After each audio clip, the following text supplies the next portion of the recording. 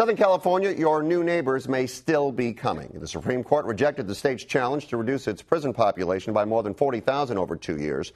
Next week, California will make one last appeal to keep the prisoners behind bars. Joining us is the editor of WitnessLA.com, Celeste Fremon. Hi, Celeste.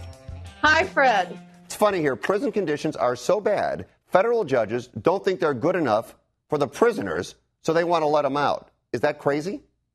Well, we've got prisons running at 145% of capacity in a lot of areas at 200% capacity. Plus, we've got a prison system that is eating our educational budget.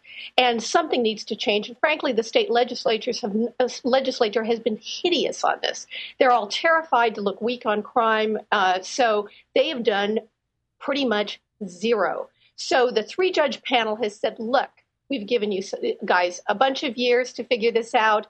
You've got a medical situation that's actively killing people in the prison. Plus, it's overcrowded. It's not good for anybody. So they've stepped in. The state challenged that and went to court. And the court said, look, yeah, they can do it. And so we took it to our state took it to the Supreme Court. And the Supreme Court said you have to abide by the judges.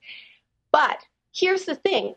There's the suggestion that we're just going to dump a whole bunch of people on the street. That's not what's going on. What's in fact going on is a lot of this plan to reduce the prison population has to do with not having people go in the first place.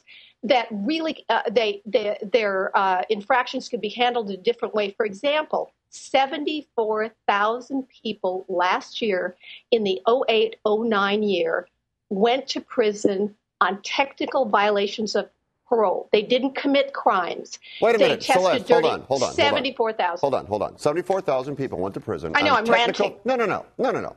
You make a point. 74,000 people went to prisons on technical violations of parole.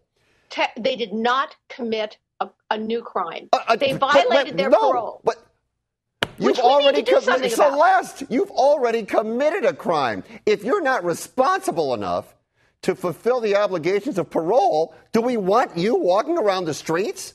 Well, all we do then is we dump them back into prison for another 10 months. We pay the hotel bill. We get less money for our universities and schools instead of helping fix these people. And so I know of a guy right now, he's got a job, he's testing clean.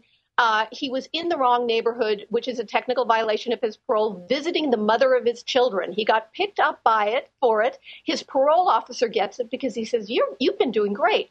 But the parole board says, well, I don't know. We might need to look at this, and we might need to send you back to prison instead of allowing you to be a dad and a taxpayer. No, come on. That's crazy. Come on. I'm telling you, that's what's going on. Yes. Celeste, yes. Come on. If you're on parole and they tell you, don't go to that neighborhood, the mother of your children obviously knows that as well.